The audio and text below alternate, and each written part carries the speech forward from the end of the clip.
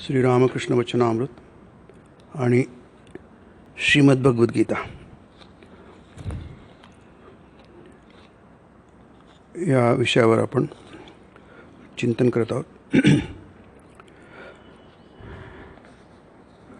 आपण सध्या वचनामृताचा संदर्भ घेऊन कर्माचं आपल्या जीवनात स्थान काय आहे याचा विचार करीत आहोत. कुरु म्हणजे करणं, क्रियापद पण आहे, करा.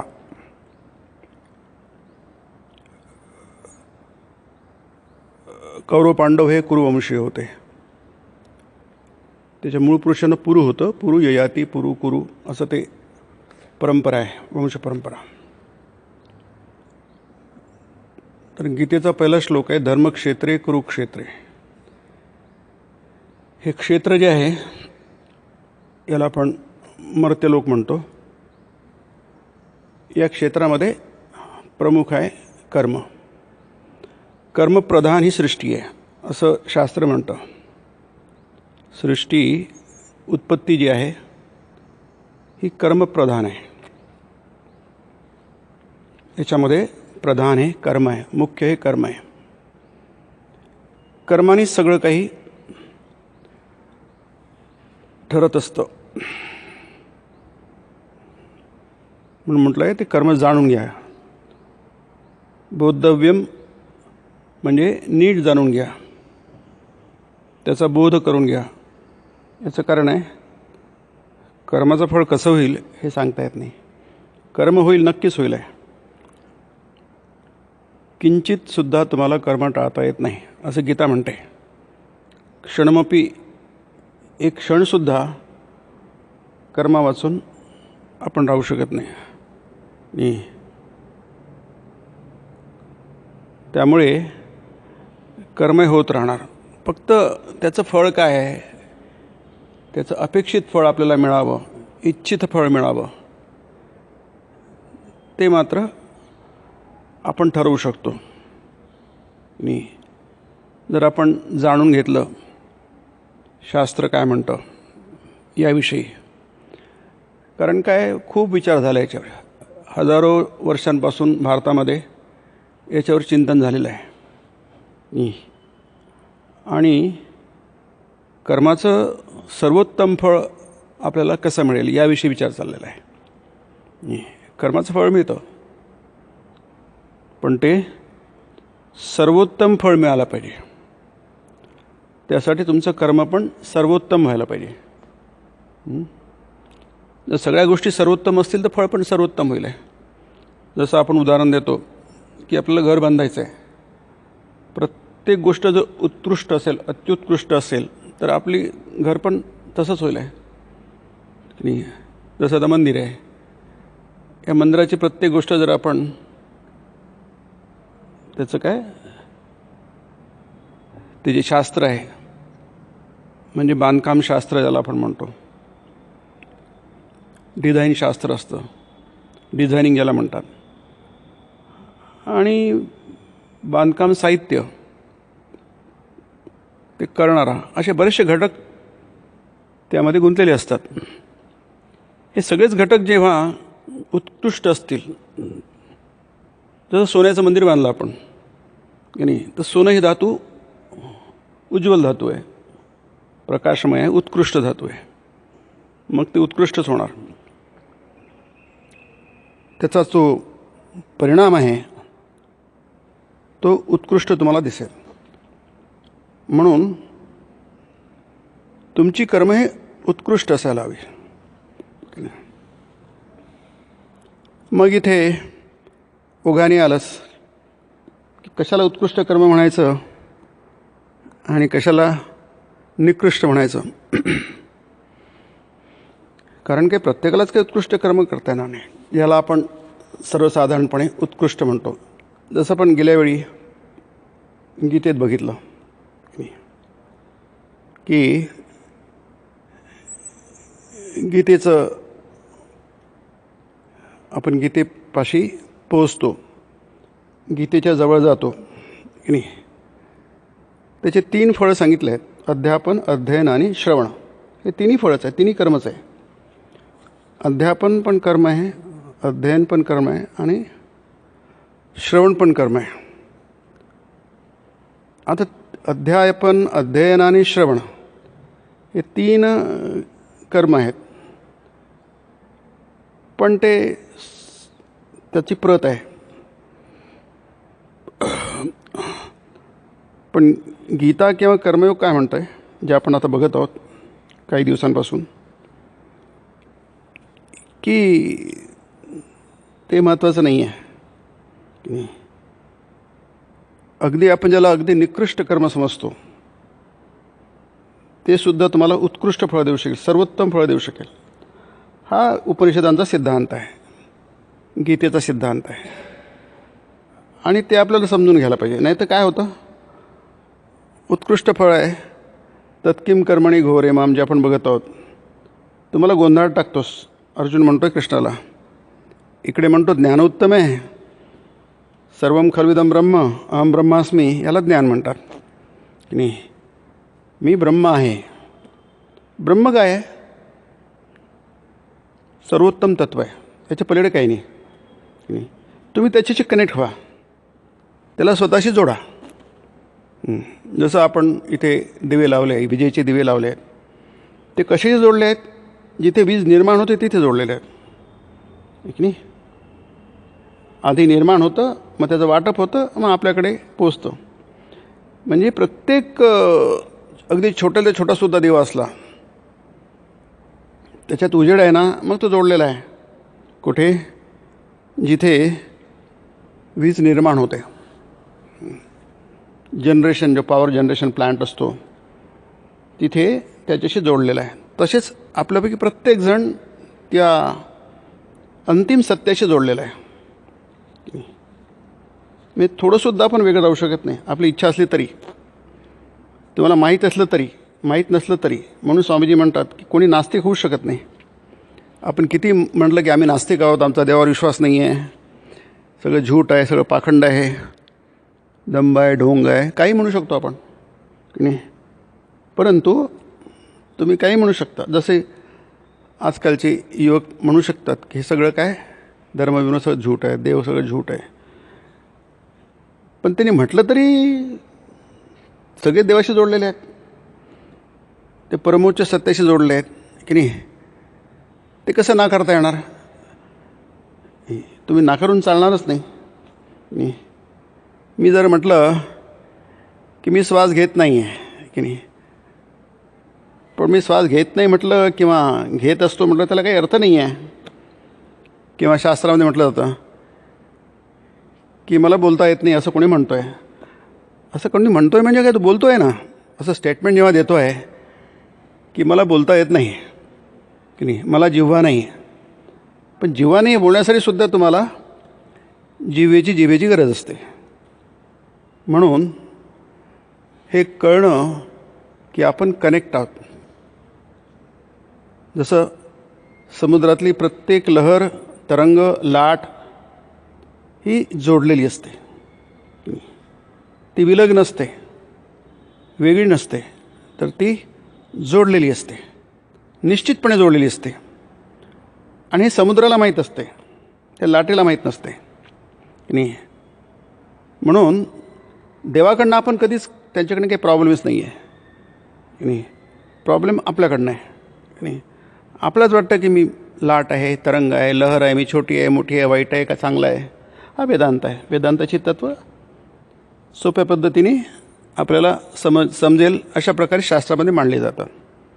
सगळेच काही सारखे अधिकारी नसतात. समजण्याची कुवत ही प्रत्येकामध्ये एक प्रकारची नसते की नाही, पण प्रत्येकाला सामावून घेतलं जातं. त्याची कुवत कमी आहे म्हणून त्याला बाबा तू सध्या पात्र नाही आहेस की नाही, तू एंट्रन्स एक्झामिनेशन आहे त्यालाही पात्र नाही आहेस, असं नाही. इथे प्रत्येकजणाची एंट्री आहे. अपात्र असा कोणी नाही आहे की नाही. फक्त त्यांनी किती तो त्याची कुवत वरची असो खालची असो, आहे की नाही? तो प्रश्नच नाही. आपण जे गेल्यावेळी बघितलं की तुम्ही इतर गोष्टीमध्ये बघू शकाल, अर्थ, काम आणि धर्म हे 3 पुरुषार्थ आहेत, तिथे पात्रता पाहिजे असते की नाही? तशी वेदांतामध्ये पात्रता पाहिजे. अधिकारम तो म्हटलं आहे ते वेदांत सारामध्ये की नाही? तुम्हाला सगळे वेद माहीत पाहिजे, वेदांत माहीत पाहिजे, तुमच्याकडे विवेक पाहिजे, नंतर ते यामुत्र फलभोग विराग हा या जगामध्ये, या जगाच्या पलीकडे जे काही फलभोग आहे, कर्मचं फळ आहे, त्याचा भोग आहे, म्हणजे अनुभव घेणं, हे सगळं जे काही आहे त्याच्याविषयी विराग, त्याला वैराग्य म्हणतात की नाही? षटसंपत्ती पाहिजे तुमच्याकडे, शमदम श्रद्धा समाधान वगैरे जे आहे, उपरती तितिक्षा, हे सगळं पाहिजे की नाही? आणि सगळ्यात शेवटी म्हणजे मुमुक्षत्व पाहिजे की नाही? या सगळ्या गोष्टी जर असतील तर आपली वाटचाल होईल आहे. म्हणजे तिथे तुमची योग्यता, अधिकार, त्याला अधिकार म्हणजे योग्यता तुमची पाहिजे आहे. परंतु हे किती जणांमध्ये असते की नाही? त्या प्रकारची योग्यता किती प्रकारची असते. म्हणून हे जे शास्त्र आहे, जसं आपण उपनिषद आहे, भगवद्गीता म्हणजे उपनिषदच आहे की नाही? हे उपनिषद आहे, ब्रह्मविद्या आहे, ब्रह्मविद्यायाम योगशास्त्र आहे की नाही?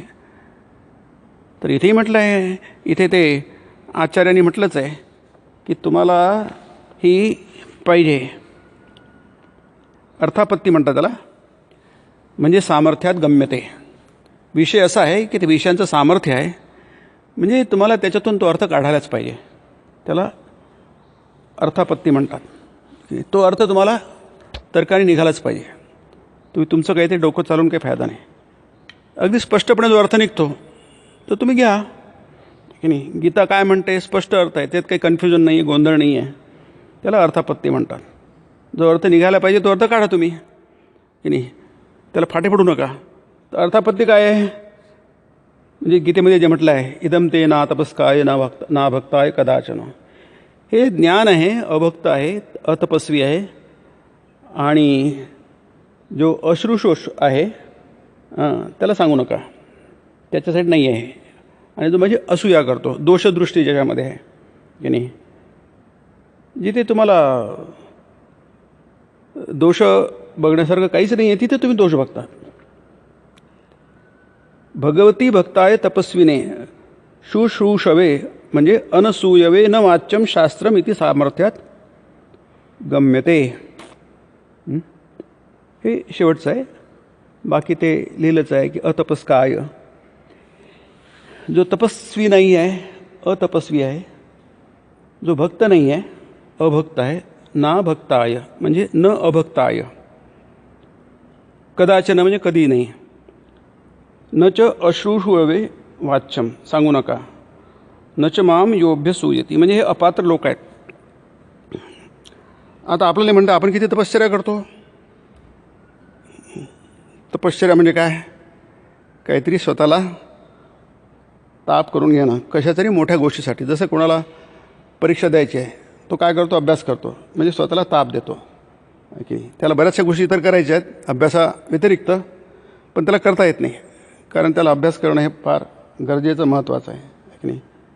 तर त्याला तपस्वी म्हणतात की नाही? आपल्या ज्या कम्फर्ट्स आहेत, ज्या आपल्या सुखसोयी आहेत, त्याच्याकडे थोडं बाजूला ठेवणं, कारण आपल्याला काहीतरी मोठं साध्य करायचं आहे की नाही? अभक्त म्हणजे काय आणि भक्त म्हणजे काय ते आपण बघतोच आहोत. भक्त म्हणजे आपल्याला ती गोष्ट आवडली पाहिजे की नाही? सत्काराय सेवते, जसं योगसूत्रामध्ये म्हटलं आहे की नाही? सत्कार म्हणजे प्रेम, त्याच्याविषयी आपुलकी, आपलेपणा. देव आपल्याला किंवा हे शास्त्र आपल्याला आपलं वाटलं पाहिजे, आपल्यासाठी हे फार महत्त्वाचं आहे असं आपल्याला वाटलं पाहिजे. आणि त्याला ऐकायचंच नाही आहे. न च अश्रूषवे न च अश्रूषवे, शुश्रूषा म्हणजे ऐकणं, श्रवण करणं, त्याला ऐकायचंच नाही आहे. का ऐकायचं नाही बाबा? याचं कारण काय? कारण बरेचसे कारणं आहेत की नाही?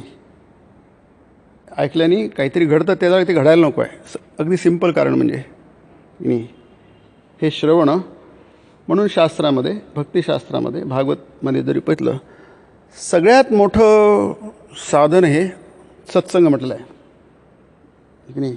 सगळ्यात मोठं साधन श्रवण. न लगे मुक्ती धनसंपदा, संत संग देई सदा. याच्यामध्ये सर्वात मोठं भक्तिशास्त्रामध्ये ते म्हणतात, मला काहीच नको, हेची दान दे गा देवा, मला फक्त एवढंच दान दे देवा, माझं मागणं आहे. हेची दान दे गा देवा, तुझा विसर न व्हावा. नाही, गुण गाई न आवडी, हेची सर्व जोडी. न लगे मुक्ती, मला मुक्ती पण नको आहे म्हणतात. धनसंपदा ही भौतिक आहे, मुक्ती ही अभौतिक आहे. मग पाहिजे काय? एकच मागितलं आहे, संत संग देई सदा की नाही. तुका म्हणे गर्भवासी, सुखी घालावे आम्हाशी. आम्हाला गर्भवास मिळाला तरी आम्हाला काही परवा नाही त्याची. आता गर्भवास चुकण्यासाठी सगळं काही हे आहेत, यातायात आहे. ते म्हणतात त्याची पण आम्हाला चिंता नाही, आम्हाला एक पाहिजे, बाकी काही नको. संत संग देई सदा खूप सुंदर आहे भक्तिशास्त्रामध्ये किंवा भागवतामध्ये सुद्धा. म्हणजे जवळपास सगळ्याच स्कंदामध्ये तुम्हाला ते सांगितलं आहे याचं महत्त्व काय, सत्संगतीचं महत्त्व काय. कारण ते कर्म आहे, सत्संग हे कर्म आहे. परंतु त्यांनी हे जे आहे तपस्वी, अभक्त वगैरे, अश्रुशुषवे, सगळं असूया वगैरे, या सगळ्या आपल्यांमध्ये, साधकांमध्ये भरपूर असतात की नाही. म्हणजे थोड्याथोडक्याने भरपूर असतात. त्या गोष्टी आपोआप संपून जातात. म्हणजे असं कर्म आहे, कारण माणसाला काही थोडीशी स्वतःला यातायात देण्याची हे नसते आहे की नाही. स्वतःला त्रास करून घ्यायची, आणि ह्याच्यासाठी काय, याच्यातून आपल्याला काय पैसे मिळणार आहे, आर्थिक लाभ किंवा भौतिक लाभ काहीच होत नाही आहे, अशी आपली समज आहे. आणि त्याला काहीतरी आधार आहेत. मग कोण याच्याकडे जाईल आहे, याची गरज काय आपल्याला. सुखाचा जीव दुःखात कशाला टाकायचा. आता बरे आहोत की आपण, मग कशाला याच्याकडे वळायचं की नाही. त्याला म्हटलं आहे अभ्यसूयते की नाही. म्हणजे अभ्यसूयती, तुम्ही त्याच्यामध्ये दोष बघतात की नाही. आज तुम्हाला वाटतं की त्रास आहे, पण याच्या पलीकडला नंतरचा परिणाम किती चांगला आहे, किती मोठा आहे, याची तुम्हाला कल्पना आहे. म्हणून धर्मक्षेत्रे कुरुक्षेत्रे की नाही. हे जीवन म्हणजे धर्मक्षेत्र आहे, मोक्षक्षेत्र आहे. इथे कुरुक्षेत्र आहे, कर्म करणं की नाही, सतत कर्म करणं. त्यामुळे इथे गीता म्हणा की वचनामृत म्हणा, आपण जे बघत आहोत की प्रत्येक कर्म हे उत्तम असू शकतं,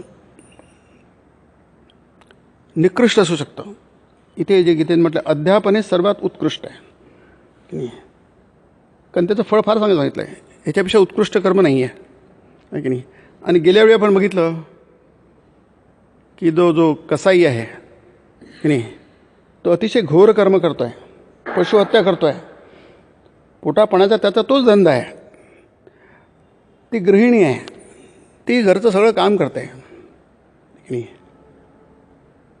जसं सगळ्या गृहिणी करतात तसं ते काम करते की नाही. बरं, त्या दोन्ही उदाहरणात, त्या दोन्ही महाभारतातील गोष्टी आहेत त्या. तो गृहिणी म्हणा किंवा तो कसाई म्हणा, तिथे असं कुठं सांगितलेलं नाही आहे की ते काय हरिकीर्तन करतात, भजन करतात, पूजा करतात, पाठ करतात, असा काही कुठे तिथे उल्लेख नाही आहे. की काहीतरी ज्याला आपण साधारणतः आध्यात्मिक कर्म किंवा पूजापाठ, किंवा ज्याला गीतेमध्ये आपल्या भागवतामध्ये नवविधा भक्ती म्हटली आहे, श्रवण, पूजन वगैरे जे काय, नंतर शेवटलं आत्मनिवेदन आहे, स्वतःला देवाच्या चरणी सोपवून देणं की नाही, ज्याला प्रपत्ती म्हणतात आहे की नाही. असं तिथे काहीच नाही आहे.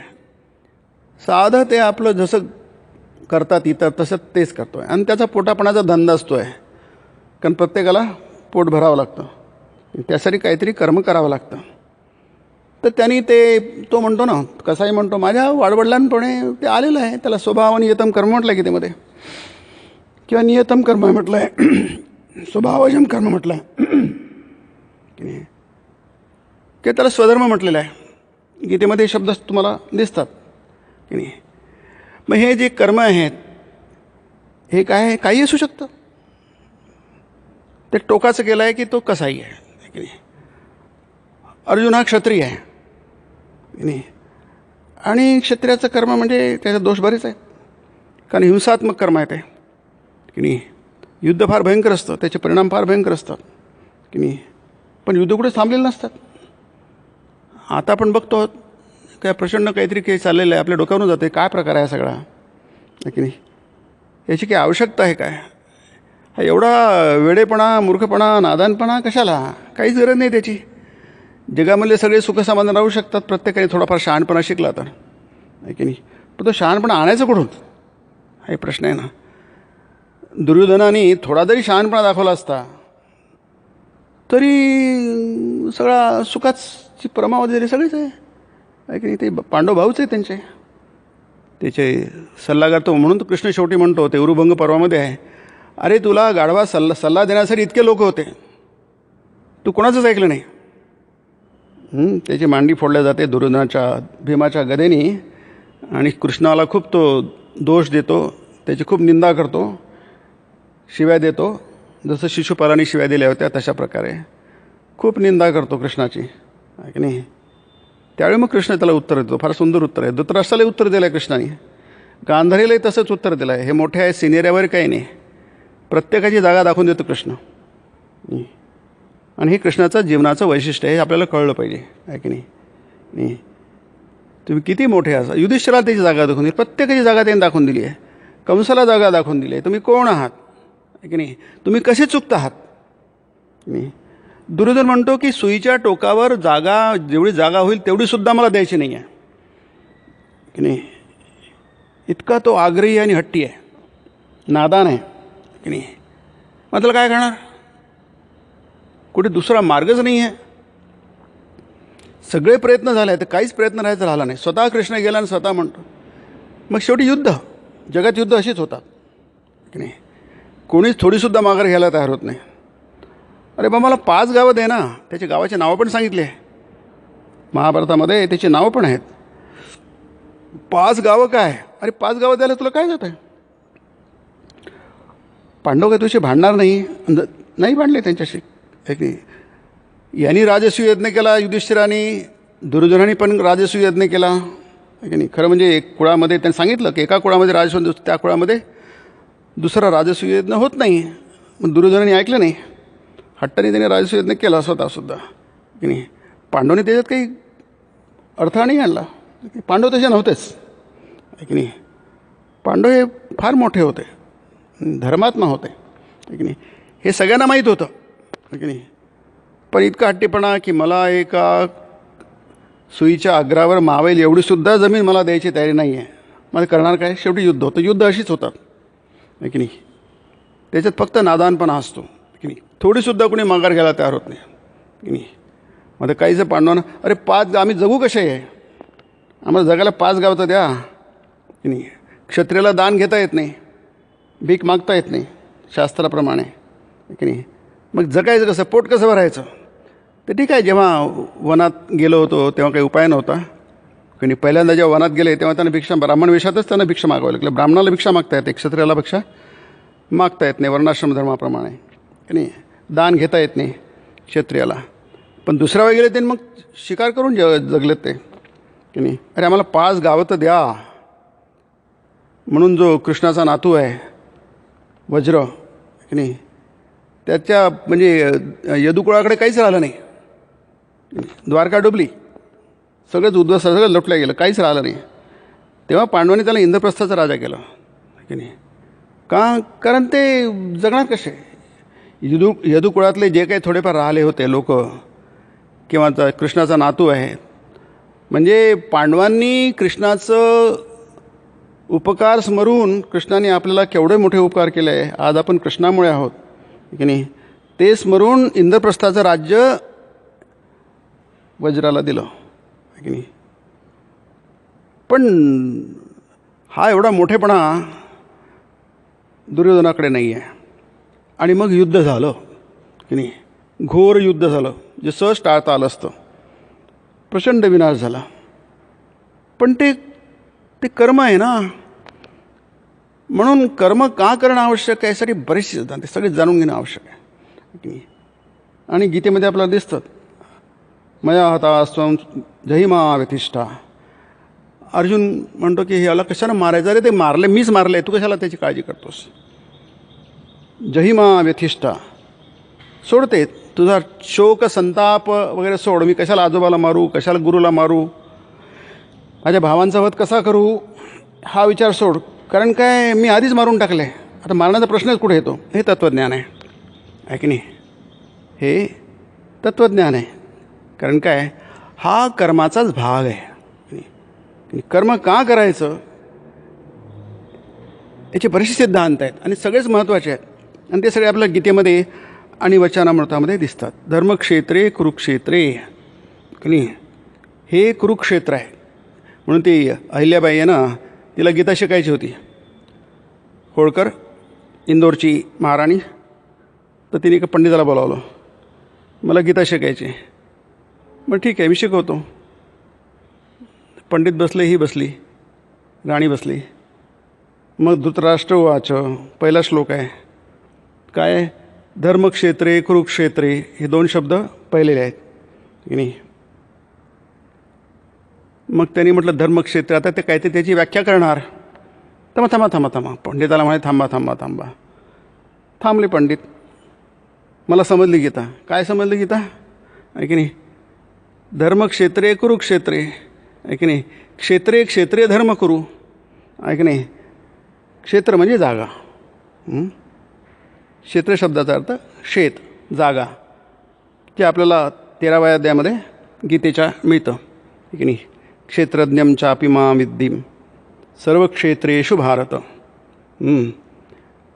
तर तिला गीता काय समजली, क्षेत्रे क्षेत्रीय धर्म करू, ठिकठिकाणी तुम्ही सत्कर्म करा. धर्म म्हणजे सत्कर्म आहे की नाही. मग त्यांनी सगळं भारतभर सगळे, आज जे भारतामध्ये तुम्हाला जेवढे शिवमंदिर दिसतात सगळ्या ठिकाणचे, हे अहिल्याबाईचं काम आहे. त्यांनी फार मोठे, अगदी काशीचं जे मंदिर आहे विश्वनाथ मंदिर, ते अहिल्याबाईचं. अगदी रामेश्वरपर्यंत तिचे मंदिर आहेत. सगळीकडे त्यांनी मंदिरे बांधले. हे सत्कृत्य सत्कर्म आहे की नाही. तिला गीतेचा अर्थ कळला की तुम्हाला जीवनभर कर्म करा होतं, पण ते चांगली कर्म करा, सत्कृत्य करा की नाही. कारण त्यांनी काय होईल आहे, त्यांनी तुम्हाला सद्गती मिळेल आहे. म्हणून इथे जे म्हटलं आहे की ह्या कर्म करण्यामध्ये बरीचशे विरोधी गोष्टी येतात, विरोधी भाव येतात. इथे म्हटलं आहे काहींच्या ठिकाणी योगाची लक्षणे आढळतात, पण त्यांनी देखील सावध राहणंच उचित. कामकांचनच योगातले अडथळे, त्याच्याविषयी आकर्षण. साधक योगभ्रष्ट होऊन परत संसाराला घेऊन चिटकतो. त्याची निंदा नाही केली, ते घडतं. ते बहुधा भोगवासना थोडीफार शिल्लक असते, म्हणून ती शमल्यावर तो पुन्हा आणखी ईश्वराकडे वळेल, पुन्हा आधीची योगावस्था लाभेल. निगेटिव्ह नाही आहे की नाही. वेदांतामध्ये निगेटिव्हिटी नाही आहे की नाही, नकारात्मक नाही आहे. तुम्ही गीतेमध्ये बघा, नकारात्मक काही नाही आहे. वेदांताचं, उपनिषदांचं हे वैशिष्ट्य आहे की तिथे नकारात्मक नाही. अपिचे सुदुराचारो अपिचेदसी पापेभ्य सर्वेभ्य पापकृत्तमा. तुम्ही कोणीही असा की तुमची पात्रता आणि अपात्रता एवढी जास्ती आहे कमालीची, ज्याची कल्पना करता येणार नाही, तरी ते म्हणतात काही घाबरू नका आहे की नाही. इतकी पॉझिटिव्हिटी तुम्हाला कुठे आढळणार आहे की नाही.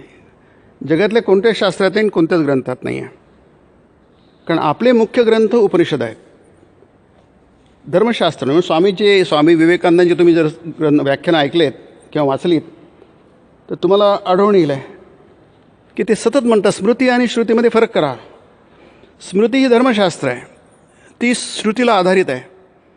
श्रुतीला जर स्मृती मान्य नसेल तर त्याची मान्यता नाही, त्याला मान्यता देणार नाही, त्याची अधिकृतता संपते. जे आपण ज्याला कॉन्स्टिट्यूशन ऑफ इंडिया म्हणतो ते धर्मशास्त्र आहे की नाही. सगळ्यांना न्याय मिळाला पाहिजे, शेवटच्या माणसालासुद्धा न्याय मिळाला पाहिजे, त्यासाठी कॉन्स्टिट्यूशन आहे, ज्याला आपण संविधान म्हणतो. आता ते उपनिषद आधारित आहे की श्रुतीवर आधारित की नाही हा भाग वेगळा असेलही, थोडाफार नसेलही, त्याचा आपण विचार करत नाही या गट केला. परंतु तो हा फरक आहे, स्पष्ट फरक आहे. श्रुतीमध्ये काही फरक नाही करतायत, ती कधी बदलणार नाही, पण स्मृती सतत बदलेल. इथं धर्मशास्त्रामध्ये श्रुती आणि स्मृतीचा हा गोंधळ आहे. तिथं श्रुती काय आणि स्मृती काय समजत नाही. त्याच्यामुळे हा जे अब्राहमिक रिलिजन आहे, ज्याला अब्राहमिक रिलिजन म्हणतात, त्याच्यामध्ये हा गोंधळ आहे. आपल्याला स्पष्ट आहे ही गीता काय मान्य आहे, कृष्णाने सांगितली म्हणून नाही. गीतेला प्रस्थानत्रयमध्ये स्थान आहे की नाही. याला स्मृती प्रस्थान म्हणतात, म्हणजे श्रुती नाही आहे ही. श्रुती म्हणजे वेदांतर्गत आहे, त्याला श्रुती म्हणतात. म्हणजे ऋषींच्या मुखातून ईश्वरवाणी आली त्याला श्रुती म्हणतात की नाही. ही स्मृती आहे, ही स्मृती प्रस्थान आहे, पण याला मान्यता आहे. कृष्णाने सांगितले म्हणून मान्यता नाही आहे. कृष्णाने उपनिषदाचं संदेश सांगितलं म्हणून मान्यता आहे त्याला, आहे की नाही. उपनिषदांची तत्त्व जी आहे ती सगळी गीतेमध्ये जशी तशी आहे, त्याच्यात काही त्यांनी हे केले नाही आहे, म्हणजे ढवळाढवळ केली नाही आहे, म्हणून त्याला मान्यता आहे. शंकराचार्यांच्या सिद्धांताला, भाष्याला मान्यता का आहे? शंकराचार्याने सांगितले म्हणून नाही आहे. शंकराचार्य म्हणतात माझ्या तोंडात, माझ्या केसात मी काही सांगत नाही, माझं काही त्याच्यात नाही आहे. उपनिषदांची तत्त्व, विवेकानंदांच्या विचारांना मान्यता काय आहे एवढी? कारण ते म्हणतात माझं काही सांगितलं नाही आहे. अगदी स्पष्टपणे तुम्ही ज्ञानोगात वाचाल ना तर तुम्हाला दिसेल, माझं काहीही सांगत नाही. त्या ऋषीने सांगितलं तेच फक्त तुम्हाला सांगतो आहे, फक्त मी आधुनिक भाषेत तुम्हाला सांगतो आहे, म्हणून त्याला मान्यता आहे. कोण सांगतो आहे महत्त्वाचं नाही आहे की नाही. म्हणून श्रुती आणि स्मृतीमधला फरक आपल्याकडे खूप स्पष्ट आहे, अतिशय स्पष्ट आहे की नाही. तो जर इतर याच्यामध्ये स्वामीजीने म्हटलं आहे की थोडे थोडे तत्त्व काहीतरी थोडंफार बरं काहीतरी त्यांची असेल, बायबल म्हणा, कुराण म्हणा, थोडंफार आहे, पण बाकी सगळा गोंधळ आहे की नाही. पण याच्यात नाही गोंधळ. स्मृतीमध्ये काही गोंधळ असेल आहे की नाही. श्रुती म्हणजे सामाजिक व्यवस्था ही स्मृतीवर आधारित असते की नाही. अमुक गोष्टी व्हावे, जसं आपण म्हणतो जातीप्रथा, अस्पृश्य हे सामाजिक दोष आहे. ते त्या काळात नव्हते, आता ते उत्पन्न झालेले आहेत, त्याला दोषास्पद झालेले आहेत ते, आहे की नाही. तर ते बदलवा. पण श्रुतीने बदलवता आहेत तुम्हाला, गीता नाही बदलवतात. गीताचा कोणी प्रयत्नच केला नाही. 700 श्लोक आहे, चला एखादा श्लोक इकडे तरी करूया, आजपर्यंत कधीच प्रयत्न झाला नाही, आहे की नाही. कारण काय आहे, तर तुम्ही बदलवणार काय याच्यामध्ये? ती कृष्णाची वाणी बदलवायचं म्हणून नाही आहे, पण बदलवण्यासारखं काही नाही. वेदांतिक तत्व आहे, इटर्नल प्रिन्सिपल्स आहे ते, आहे की नाही. म्हणजे आपणही बदलवले नाही आणि कोणी जगातलं कोणी बदलवणार नाही, बदलवण्याच्या भानगडीत पडतच नाही. कारण काय असं इटर्नल प्रिन्सिपल्स आहेत ते, आहे की नाही. त्याला म्हटलं आहे सार्वलौकिक सार्वजनिक तत्व आहे ते, नाही. आजही तेच आहे, उद्याही तेच आहे आणि परवाही तेच आहे, शेकडो वर्षांतरसुद्धा तेच राहिलं. याच्यात काहीच बदलवता येत नाही. स्मृती तशा नाही आहेत की नाही. स्मृती त्या कालाप्रमाणे ती तत्त्व ठरवली जातात, ती नियम केली जातात. जसे आपले कानून सतत बदलत राहतात. ब्रिटिशा काळाचे जे कायदे होते ते आता आपण बरेचसे बदलून टाकले आणि बदलवायला पाहिजे लवकरात लवकर, जे कालबाह्य झालेले आहेत. कारण स्मृती ही कालबाह्य होते, श्रुती ही कालबाह्य होत नाही. म्हणून इथे जी तत्त्व सांगितली आहेत इटर्नल प्रिन्सिपल्स आहेत की नाही, ज्याला आपण सनातन धर्म म्हणतो. सनातन वैदिक धर्म जो आहे की नाही, सनातन आहे म्हणजे इटर्नल आहे की नाही. त्याला काळाने बाधित होत नाहीत ते. म्हणून ही जी सांगितलं आहे गीता म्हणा किंवा वचन, आता ठाकूरांचं हे आहे वचनामृत आहे, याला आपण का बदलू शकत नाही? कारण बदलवणार तुम्ही काय? त्यांनी काही स्वतः सांगितलेलंच नाही, काळाप्रमाणे सांगितलंच नाही, ते काळाच्या पलीकडले तत्त्व सांगितले की नाही. त्यामुळे ते तुम्ही काय बदलवणार की नाही. कारण बदलवणार कोण हा प्रश्नच होतो. पण कोण बदलवणार? त्याच्यापेक्षा मोठा पाहिजे, आणि एवढा मोठा कोणीच नाही आहे की नाही. कारण ईश्वरापेक्षा कोणीच मोठं नाही. ईश्वराची वाणी आहे, त्याला देववाणी म्हणतात. ईश्वराची वाणी तुम्ही काय बदलवणार? म्हणून जे कर्म आहे हे कर्म तुमचं कोणतं आहे महत्त्वाचं नाही आहे की नाही. आपण जे बघितलं की जी गृहिणी आहे, तो कसाई आहे, तिथे कुठेही तुम्हाला ते काही नवविधा भक्तीमधले काही कर्म करतात वगैरे, काही करत नाही. असं असेल ते नाही म्हणता येत नाही. ते फक्त काय करतात? स्वतःचं कर्म करतात. त्याला नियत कर्म स्वधर्म म्हटलं आहे गीतेमध्ये. आणि त्यांनीच त्यांना ज्ञान प्राप्त झालं आहे की नाही. काही न करता त्यांना ज्ञान प्राप्त होऊ शकतो. मग किमू वक्तव्यम शंकराचार्य म्हणतात, अरे मग तुम्हाला तर तुम्ही सगळंच करता की देवाच्या नावाखाली, मग तुम्हाला का होणार नाही की नाही. ते 9व्या अध्यायामध्ये आहे ना गीतेच्या, की मामी पार्थ व्यपाश्रित्य, हे पार्था माझा आश्रय घेऊन, हा शब्द खूप सुंदर आहे. गीतेमध्ये हा शब्द खूपदा येतो आहे की नाही. माझा आधार घेऊन, माझा आश्रय घेऊन मग तुम्ही काय करा. चुका होतात, म्हणजे साधनेमध्ये खूप चुका होतात. पण मामी पार्थ व्यपाश्रित्य येपी स्यु पापयोनय, पापयोनय म्हणजे ज्यांचा जन्मच होतो, कारण तो अवश्यंभावी आहे, पण ते दुष्कर्मामुळे होतो. पापयोनय दुष्कर्मामुळे होतो. ते पिचा अति पराम गती, त्यांनासुद्धा परागती मिळते, मग मोक्ष मिळतो. किम पुनर्ब्राह्मणा पुण्या भक्ता राजर्षयस्तथा, मग याच्याशी काय बोलायचं आहे. जे खूप पुण्यवान आहे, अनित्यम सुखम लोकम इमम प्राप्य भजस्व, म्हणून माझं भजन कर. की नाही. पण तो कसं आहे, तर काहीच भजन विजन त्याचा काही उल्लेखच नाही आहे. त्या गृहिणीचा पण काही उल्लेख नाही, तरी त्यांना ज्ञान होतं, अंतर्ज्ञान होतं असं म्हटलं आहे. त्यांना आत्मज्ञान प्राप्त झालं आहे, ब्रह्मज्ञान प्राप्त झालं आहे. किमू वक्तव्यम, याच्याशी काय बोलायचं आहे. म्हणून इथे जे म्हटलं आहे भक्ती, याचा अध्यापन, अध्ययन आणि श्रवण. तर आपण अध्यापन पण करू शकतो, दुसऱ्याला सांगणं त्याला अध्यापन म्हणतात. ती तुमची योग्यता आहे काय. इथे भक्त हे पुनःग्रहणात फार सुंदर आहे जे आहे ना भाष्य, याच्याचं फारच सुंदर भाष्य याच्यामध्ये. इथे दोनदा भक्तीचा उल्लेख झाला आहे. मद भक्ते शोभिदास्यती आणि भक्तिमयी परांकृत्वा. एका श्लोकामध्ये भक्तीचा दोनदा उल्लेख झालेला आहे. त्याचं काय असेल नाही शंका, त्याचा अर्थच नाही. ते म्हणतात भक्ते पुन्हा भक्तीचा उल्लेख झाला एका श्लोकामध्ये. याचा अर्थ काय. भक्तिमात्रेण केवलेन शास्त्रसंप्रदाने पात्रम भवती इति गम्य. त्याचा अर्थ तुम्ही कसा काढणार.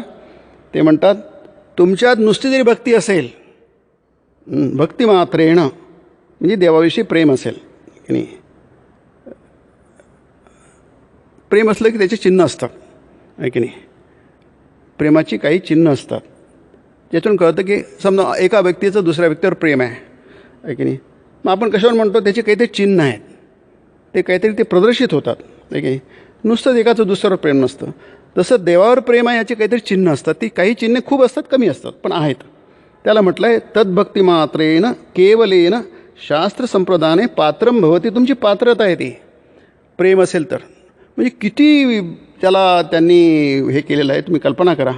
किती उदार भाव आहे याच्यामध्ये. नाही नंतरही म्हटलं आहे, पण तिथेसुद्धा तुम्ही कसं करणार ते की परम, आपण गेले बघितलं, पुन्हा बघू आपण, कारण फार सुंदर आहे.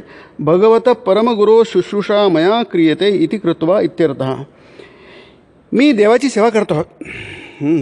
देव कसा आहे, परमगुरो, सर्वश्रेष्ठ गुरु तो आहे. गुरु शब्दाचा तुम्हाला माहिती आहे की नाही. तो परमगुरू आहे, त्याची मी सेवा करतो आहे.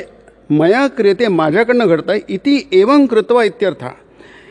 उत्कृष्ट कर्मसुद्धा म्हणजे गीतेच्या आणि परंपरेच्या दृष्टीने जरी बघितलं, अध्यापनासारखं इथे म्हटले आणखी उत्कृष्ट कर्म, त्या पलीकडे कर्म काही नाही आहे. इथे म्हटलंही आहे की तो भविता नचमे तस्माद अन्य प्रियतरो भवी. इथे भगवान म्हणतात की तो मला इतका प्रिय आहे. भविता कश्चिन्मे प्रियकृत्तमा भविता नचमे भूयात तस्मात. म्हणजे तो माझ्यासाठी इतकं कर्म करणारा, माझी सेवा करणारा, माझ्यावर प्रेम करणारा आताही नाही आहे आणि अन्य प्रियतरो भवी, पुढेही होणार नाही. त्याच्या पलीकडे कोणी माझ्यासाठी प्रिय कर्म इतकं त्याचं मोठं. 2 श्लोक दिले आहेत, 68 आणि 69. म्हणजे अध्यापन हे फार मोठं कर्म आहे की नाही. त्याच्यानंतर आहे अध्ययन, त्याच्यानंतर आहे श्रवण आहे की नाही. त्याच्यामध्ये तरतम भाव आहे की नाही. एक श्रेष्ठ, मधलं, कनिष्ठ आहे की नाही. तर आणि सगळी कर्म डायरेक्टली जोडल्या गेली आहेत भक्तीशी, म्हणजे देवाच्या सेवेशी आहे की नाही. आता ती गृहिणी आहे, ती घरचं काम करते. कसाही आहे, हा पोटपाण्याचा त्याचा व्यवसाय आहे की नाही. असं आपण म्हणू शकतो. डायरेक्टली देवाशी जोडलेलं नाही आहेत, म्हणजे फक्त आपल्याला फरक दाखवण्यासाठी की नाही, कळावं म्हणून. पण ते मग त्यांनीसुद्धा कर्मयोगामध्ये स्वामी ते सांगितलं आहे, कर्मयोगाचा आदर्श आहे हे अध्याय आहे शेवटला, आहे की नाही. त्यात ते सांगितलं आहे की काही संबंध नसूनसुद्धा तुम्हाला ते आत्मज्ञान प्राप्त होऊ शकतं, की नाही. तुम्हाला अंतर्दृष्टी प्राप्त होऊ शकते. तर ह्याच्याविषयी प्रश्नच नाही आहे, की नाही. म्हणून तिन्हीमध्ये तुम्ही कुठे जरी आले तरी सोपी मुक्त शुभान लोकान प्राप्नुयात पुण्यकर्मणाम. नुसत्या श्रवणाने सुद्धा एवढं पुण्यकर्म येते की जे यज्ञ करून आणि काय करून कशानेच होणार नाही, की नाही. म्हणून इथे आपण जे बघतो की साधकाने, की नाही, त्याला 2-4 गोष्टी स्पष्टपणे कळल्या पाहिजेत, की नाही. ते अतिशय आवश्यक आहे, की नाही. इथे म्हटलं आहे ना, साधक योगभ्रष्ट होऊन परत संसाराला येऊन चिटकतो. बहुधा भोगवासना थोडीफार शिल्लक असते म्हणून ती शमल्यावर तो पुन्हा आणखी ईश्वराकडे वळेल, पुन्हा आधीची योगावस्था लाभेल, मग त्याचा नाश होणार नाही. जसं गीतेत म्हटलं आहे की नमे भक्त प्रणश्यती, की नाही. मध्ये काहीतरी थोडासा त्याचा आडरसा लागला, तो पुन्हा मुख्य रस्त्यावर येईल. तो असं म्हटलं नाही की गेला तो गेला, आहे की नाही. एकच जन्म आहे आणि तुम्हाला एक तर जन्नत मिळेल, नाही तुम्ही जहन्नुममध्ये जाल. आणि जहन्नुमध्ये तुम्ही इटर्नली जहन्नुमध्येच राहणार, नरकातच राहणार. तुम्हाला त्यांची स्वर्गाची कल्पना विचित्रच आहे आणि जहन्नुमची कल्पना विचित्रच आहे, की नाही. पण श्रद्धा आहे बघा, श्रद्धा अशी गोष्ट असते की ती तामसिक श्रद्धा आहे. आपण म्हणतो त्यांच्या दृष्टीने नसेल ते. किती अतार्किक असो, बुद्धीच्या मुद्देला छेद देणारी असो, पण श्रद्धा असते ना ती अगदी 100% खरी वाटते, म्हणून आपल्या श्रद्धा शुद्ध पाहिजेत. गीतेमध्ये ज्याला म्हटलं आहे सात्विक श्रद्धा पाहिजे, की नाही. श्रद्धामयोयम पुरुष यो श्रद्ध स एवस, 17वा अध्याय. की तुमची जशी श्रद्धा असेल तसेच तुम्ही असणार. श्रद्धामयोयम पुरुष, हा पुरुष जो आहे, मनुष्य जो आहे, हा श्रद्धामय आहे. ती श्रद्धा चुकली तर सगळंच चुकत जाणार. आपलं आश्चर्य ते कशीच विचार करू शकतात ते, आहे की नाही. त्यांना सगळा जगाचा नाश करायचा आहे. क्षयाय जगतो हिता, गीतेमध्ये म्हटलं 16व्या अध्यायामध्ये, सगळ्या जगाचा नाश करायचा आणि काहीतरी करायचं. कुठे तर्कातच बसत नाही ते, आहे की नाही. म्हणजे हे झाल्यानंतर ते सगळे ह्याच्यात जाणार, जन्नत स्वर्गामध्ये जाणार. हे फक्त आपल्याला समजण्यासाठी कशा चुका होतात समजण्यामध्ये, आहे की नाही. आपण कशाचा विचार करत नाही, फक्त या दृष्टीने भक्तीमध्ये कसा प्रॉब्लेम होतो, आहे की नाही. इतकी कट्टरता माणसामध्ये येते आणि ती कट्टरता आहे हे कळतच नाही आहे. त्यांना वाटतं अगदी करेक्ट आहे ते. दुसऱ्याद्वारे कट्टरता आहे, जगाचा नाश होत आहे, सगळ्यांचं नुकसान होत आहे, लोक मरतात आहे, सगळ्यात वाईट गोष्टी घडतात आहे. हस्तिना आपला हा जो होता हिरण्यकश्यपू किंवा रावण, त्यांना आपण काहीतरी चुकीचं करतो कसं कधी वाटतच नव्हतं, ते बरोबर होतं ते, आहे की नाही. हे कसं काय घडतं. माणसाची बुद्धी जाते कुठे, विवेकबुद्धी कुठे जाते. त्यांना एवढ्या छोट्या छोट्या गोष्टी कळत कशा नाही आहे, की नाही. पण ते कळत नाही, की नाही. पण हे जे उपनिषद शास्त्र आहे, वेदांत शास्त्र आहे, ते म्हणतात चूक झाली समजण्यामध्ये तरी काळजी करू नका, की नाही. तुम्ही 8 रस्त्याला लागले तरी मुख्य रस्त्यावर आण. कारण काय, तुम्ही देवाला सोडलं नाही. तुमची श्रद्धा जी आहे ती सात्विक आणि खरी आहे. ती श्रद्धाच तुम्हाला बरोबर मुख्य रस्त्यावर आणेल, की नाही. कधी कधी आपल्या ज्या वासना असतात दबलेल्या त्या बाहेर येतात. इथं म्हटलेलं आहे की बहुधा भोगवासना थोडीफार शिल्लक असते म्हणून खूप राहून गेलेली आहे, की नाही. जसं शरीरामध्ये एखादा कोणता रोग राहून जातो, ते जे जोस्तर आहे ना, अंगावर ते नागिन वगैरे म्हणतात, अंगावर सगळे पुरळ उडतात, भयंकर ते दुखतं, ते खूपच सेन्सिटिव्ह असतं. कशामुळे, एखादा काहीतरी कण राहून गेला असतो शरीरामध्ये, तो बाहेर येतो, तुम्हाला खूप त्रास होतो, आहे की नाही. तसंच कुठेतरी एखादी शिल्लक राहून गेली असते आणि मग माणूस पुन्हा इकडे वळतो. पण त्याचं काही कारण, ते पुन्हा तो दव्याकडे वळतो. नमे भक्त प्रणश्यती. आणखी आहे बरंचसं, एक एक करून आपण बघूया. म्हणून ते म्हणतात की ह्या ज्या म्हणजे याचा पण खूप सुंदर विचार केला आहे. तुमच्या छोट्या मोठ्या असतील ना गोष्टी, ते करून टाका मनामध्ये, त्याला दाबू नका, आहे की नाही. फक्त काहीतरी गंभीर चुका करू नका, की नाही. मग तेवढं माझ्यामध्ये राजसिक भाव धारण कर असते. स्वतःही सांगतात बघा, अंगी त्याग बनण्यासाठी खऱ्या जरीचा पोषही वासना आहे, भोगवासना आहे की नाही. चांगले कपडे घालावे, त्या काही जरीचा पोशाख म्हणजे चांगली गोष्ट असे. बोटात अंगठी घालावी, लांब नळीनं गुडगुडी उडावी आहे की नाही. या सगळ्या गोष्टी कशा आहेत, या सगळ्या गोष्टी आहे की नाही. आता गुडगुडी आता कोणी अजूनही ओढतात लोक गुडगुडी वगैरे, पण आता बऱ्याचशा सुलभीकरण झालेलं आहे. तुम्हाला स्मोकिंग करतात, सिगरेटनी किंवा पाईप असतो की नाही. अशा बऱ्याचशा गोष्टी झाल्या आहेत. ते म्हणतात त्यांनी ते दाबले नाही. मथुरबाबूला सांगितलं घेऊन ते आलं, पण बघा तिथे विवेक कसा आहे. मना याला म्हणतात खऱ्या जरीचा पोशाख. आणि मग ते कपडे काढून दिले भिरकावून. शिसारी बसली त्यांची. पुन्हा म्हणालो म्हणा हं, याचं नाव शाल, याचं नाव अंगठी, आणि यालाच म्हणतात लांब नळीनं गुडगुडीतून गुडाखू ओढणं. आणि मग सारं जे एकदा फेकून दिलं ते पुन्हा मनात देखील आलं नाही आहे की नाही. आपल्याला पुन्हा मनात नाही पुष्कळ लावलं दिवस लागलं की नाही आहे की नाही. आपण म्हणू की नको आता पुष्कळ झालं आहे की नाही, असं म्हणून सुद्धा पुष्कळ दिवस जातील आपल्यामध्ये. त्यांचं खूप स्ट्रॉंग मन होतं आहे की नाही. आपण झालं पुष्कळ झालं आणि काय करायचं की खूप झालं की जन्मभर आपण मजाच केली, आणखी काय केलं आहे की नाही. असं आपण आपल्या मनाला सांगत नाही. आपण जन्मभर खूप मौज केली आहे, काहीच करायचं झालं नाही की नाही. असं म्हटलं तर काय तर हळूहळू मनातून निघून जातं. श्रीरामकृष्ण म्हटलं बघा, ते एका पटकन शिकणात निघून गेलं की नाही. रसगुल्ला खाणं काय, ते तोंडात घोळवला, फेकून दिलं, झालं, त्याच्या मनातून निघून गेलं. पण हे दर्शवण्यासाठी की भोगवासना थोडीफार शिल्लक असते म्हणून, ते दाखवण्यासाठी ही लीला, याला लीला म्हणतात की नाही.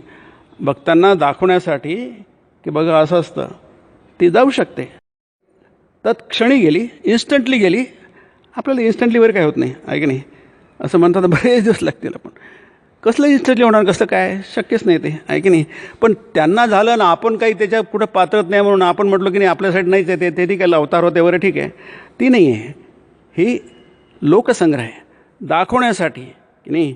की त्यांना पटकन झालं, आपल्याला इतकं होणार नाही, वेळ लागेल, परंतु भक्तांनी त्याच्याविषयी जास्ती काळजी करण्याची गरज नाही. मा शुचा की नाही. सर्व धर्मान परित्यज्य आहे की नाही. अहम त्वा सर्व पापेभ्यो. पाप म्हणजे दोष. आपल्या साधना याच्यामध्ये किंवा आपल्या आध्यात्मिक जीवनामध्ये दोष असतात बरेचसे, तर त्याचा खूप जास्ती निगेटिव्ह विचार करू नये आहे की नाही. नेहमी लक्षात ठेवा की आपण देवाचे भक्त आहोत. न मे भक्त प्रणश्यती. आपलं काही बिघडणार नाही, याला श्रद्धा म्हणतात की नाही. देव सगळं बघून गेलं आहे, त्याला आपली काळजी आहे. जसं आपण म्हटलं की समुद्र असतो, त्याच्या दृष्टीने लाट ही कधीच वेगळी होत नाही की नाही. प्रत्येक लाट ही त्याचीच असते. लाट म्हणजे आपण जीव आहोत. जीवो ब्रह्मैव नापरा. प्रत्येक लाट ही समुद्रच असते, दुसरं काहीच नसते. समुद्राला माहिती आहे, परंतु आपल्याला माहीत नाही आहे. नसेल माहीत, पण देवाला तर माहिती आहे की आपण त्याची जोडलं आहे म्हणून. त्यामुळे तो आपल्याला वेगळं करण्याचा प्रश्नच येत नाही आहे. समुद्रातून लाट कधीच वेगळी होऊ शकत नाही, नेहमीच जोडलेली असते. लाटेशिवाय समुद्राची कल्पनाच करू शकत नाही आपण. परंतु आपल्याला माहीत नाही, देवाला माहीत आहे. त्याने 4थ्या अध्यायामध्ये अहम सर्व हे न त्वं वेत्थ परंत तान्यहम वेद सर्वाणी. मला ते सगळं माहिती आहे, तुला मात्र माहीत नाही आहे. देवाला बरोबर माहीत आहे की भक्ताला कसं घेऊन जायचं. आपल्याला कळत नाही देव कसा घेऊन जातो आपल्याला समोर आहे की नाही. साधना पथावर आपल्याला कसं घेऊन जायचं आहे आपल्याला नाही कळत नाही आहे. देव कधीच विसरत नाही आपली जबाबदारी. आपण जरी बेजबाबदार झालो तर देव बेजबाबदार कधी होत नाही. त्याला प्रत्येक गोष्ट कशी, कारण तो प्रश्न आहे आपला, भक्तीने आपण देवाशी जोडल्या गेले आहोत. पुढचा भाग आपण पुढच्या प्रवचनात बघूया. ओम निरंजनम नित्यमनंतरूपम भक्तानुकंपाधृतविग्रहं वै ईशावतारं परमेशमीड्यं तं रामकृष्णं शिरसा नमामि.